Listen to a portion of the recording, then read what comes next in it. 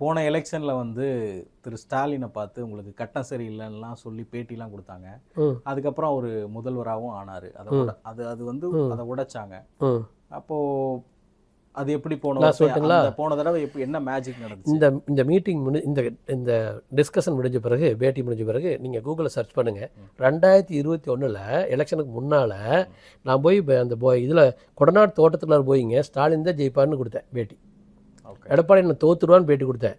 2024 YouTube போட்டிருக்கேங்க, 40 தொகுதியிலையும் DMK ஜெயிக்கணும். Okay, நான் கொடுத்துருக்கேன். என்னோடய யூடியூப் சேனல் இருக்குது, நீங்கள் சர்ச் பண்ணி பார்க்கலாம். 2023 சென்ட்ரல் எலெக்ஷனில், அதாவது அதர் ஸ்டேட் 4 ஸ்டேட் எலெக்ஷனில் பிஜேபி 3 ஸ்டேட்டில் ஜெயிப்பாங்கன்னு சொன்னேன். 2019 மட்டும் மிஸ்ஃபயர் ஆச்சு. அதுக்கு ஒரே காரணம் அந்த ராகுல் காந்தி பிரியங்கா காந்தி ஜாதகத்துடைய டேட்டா வந்து எங்கிட்ட சரியாக இல்லை. ஓகே, அது ஒன்று மட்டும்தான், வேறு எங்கேயுமே மிஸ்ஃபயர் ஆகலை. அப்போவே 2019 சொன்னேன் ராமதாஸ் ஃபீல்ட் அவுட் ஆயிடுவார், ஈவன் டிடிவி 2025 வரைக்கும் வர முடியாதுன்னு சொன்னேன். விஜயகாந்துக்கு வந்து இனிமேல் லைஃப் இல்லைன்னு சொன்னேன் 2019. இன்றைக்கி அதான் நிஜமாக இருக்குது. ஆக்சுவலி இப்போ சசிகலாமா வந்து ஜெயிலை விட்டு வெளியே வந்து ஒரு பிரபலமாக வெளியில் வர்றாங்க, 25 மணி நேரம் ட்ராவல் பண்ணுறாங்க. நான் சொல்கிறேன், அவங்க வந்து ஒரு மதர் தெரேசா மாதிரி ஒரு சோஷியல் சர்வீஸ் பண்ணிட்டு வாழ பழகிட்டாங்கன்னா லைஃப் பியூட்டிஃபுல்லாக இருக்கும். அவங்க ஜாதத்தில் அரசியல் இல்லைன்னு நான் யூடியூப்பில் வீடியோ போட்டுருக்கு, போய் சர்ச் பண்ணி பார்த்துங்க. ஓகே, அதாவது அவங்க டூர் அங்கேருந்து ஜெயிலேருந்து வெளியே வர 25 மணி நேரம் ட்ராவல் பண்ணி வர்றாங்க. அதுலேருந்து 3வது நாள் இந்த வீடியோ போட்டேன். ஒருவேளை அவங்க நல்லா வந்திருந்தாங்கன்னா என் மூஞ்சி கொண்டு எங்கே வச்சுக்கிட்டுங்க.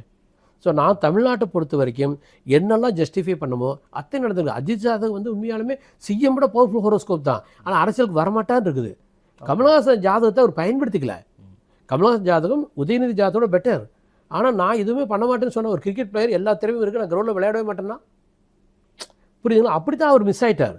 இவர் அப்படி இல்லை, நீங்கள் ஊருதுன்னா இவர் பறந்துடுவார். விஜய் சார் வந்துங்க, நீங்கள் 4 படி ஏறலான்னா 40 படி ஏற ஒரு ஆள். அவருக்கு அரசியல் மேட்ச் ஆயிடுச்சு, அவர் மேலே வந்துட்டார்.